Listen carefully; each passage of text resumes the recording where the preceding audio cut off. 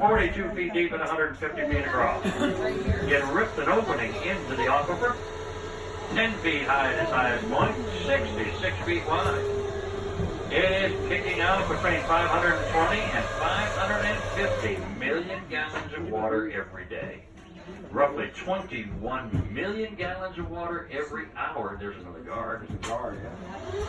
21 million gallons of water every single hour come out of that hole in the wall right there. Now that is a spotted Gar off of my front glass.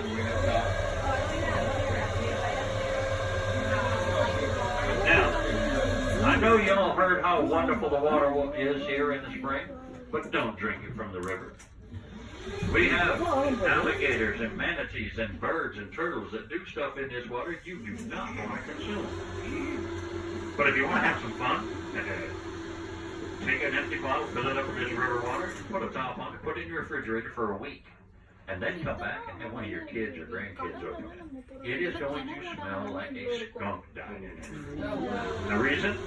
This water is living water. It is chock full of living microorganisms that gets in its flavor and its nutritional value. It is phenomenal water. 14 bottle companies bottle this water, but they process it by reverse osmosis.